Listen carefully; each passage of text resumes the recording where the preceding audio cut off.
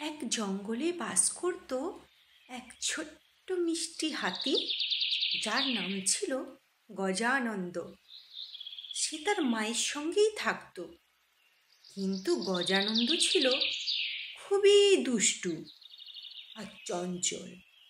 সে কখনো স্থির থাকতেই পারত না, আর সে নিজেকে খুবই সাহসী মনে করত।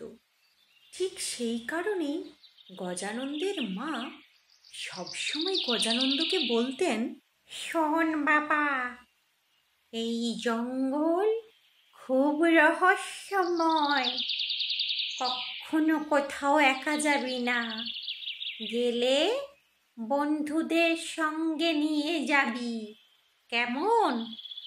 মায়ের মুখ থেকে এই কথা শুনে গজানন্দ তার মাকে বলল, ঠিক আছে মা, আমি কোথাও একা যাব না, আমি গেলে বন্ধুদের সঙ্গে নিয়েই যাব, তুমি চিন্তা করো না। এই কথা বলে গজানন্দ ওখান থেকে বেরিয়ে যায়।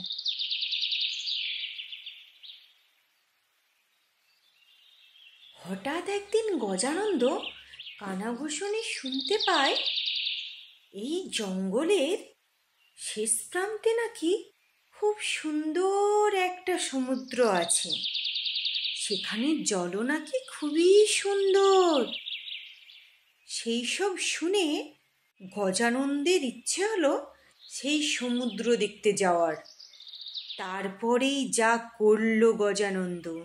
একদিন খুব ভোরে গজানন্দের মা যখন ঘুমিয়েছিল, তখনই গজানন্দ চুপি চুপি চুপি চুপি সুসুর করে ঘর থেকে বেরিয়ে আসে।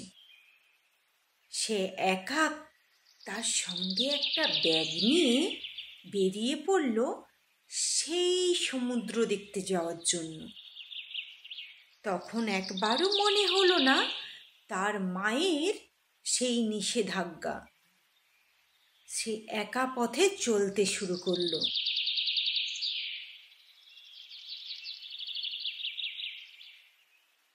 তারপর পথের মাঝেই গজানন্দের বন্ধু ভালুক এবং বানরের সঙ্গে গজানন্দের দেখা হয়।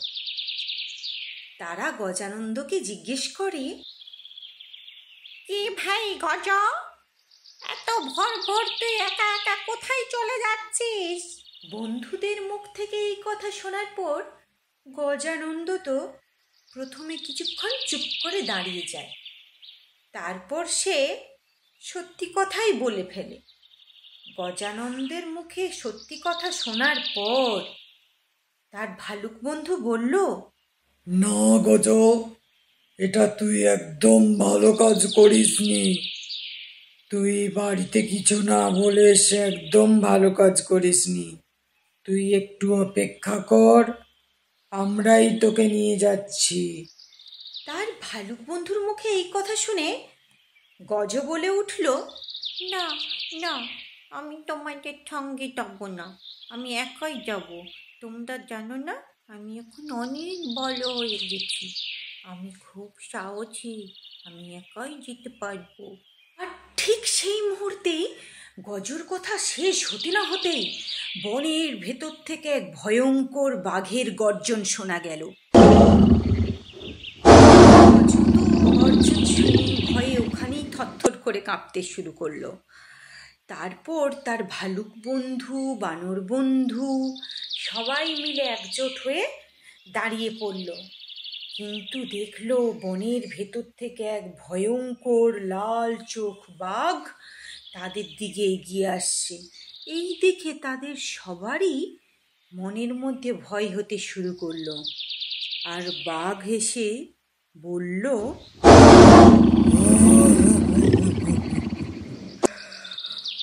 আজ এতগুলো শিকার, কেউ আমার হাত থেকে বাঁচতে পারবি না।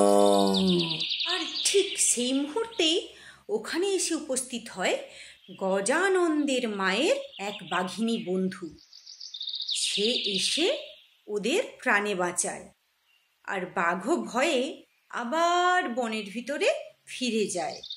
তারপর বাঘিনী বন্ধু গজানন্দকে বলল, কি রে গজানন্দ, তুই এখানে একা আসা একদম ঠিক করিসনি।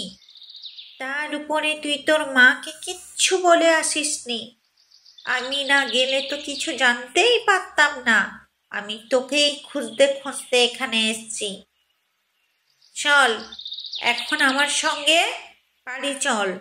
বাঘিনীর মুখ থেকে এই কথা শোনা মাত্র গজানন্দের বন্ধুরাও বলে উঠল, হ্যাঁ, দেখো না মাসি, তখন থেকে আমি এটাই বলার চেষ্টা করছি, ওকে বোঝানোর চেষ্টা করছি, ও কিছুতেই বুঝছে না যে এখানে আসা ওর একা একদম ঠিক হয়নি। গজানন্দ নিজের ভুল বুঝতে পারে যে একা এসে সে কত বড় নিজের বিপদ এনেছিল।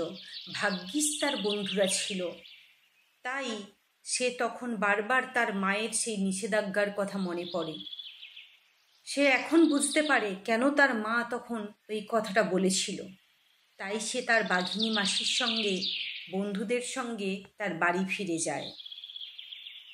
আর রাস্তায় যেতে যেতে সে তার মায়ের শুধু সেই একটাই কথা বারবার ভাবছিল যে সত্যি শুধু সাহস থাকলে হয় না, সাহসের সঙ্গে সঙ্গে বন্ধু আর বুদ্ধি দুটোই থাকতে হয়।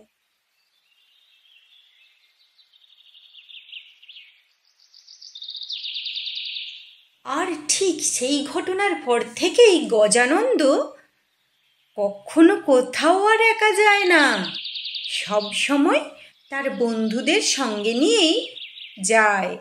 আর কখনো একা থাকেও না, তার বন্ধুদের সঙ্গেই থাকে। আর সব সময় তার মায়ের সেই কথাটাই মেনে চলে।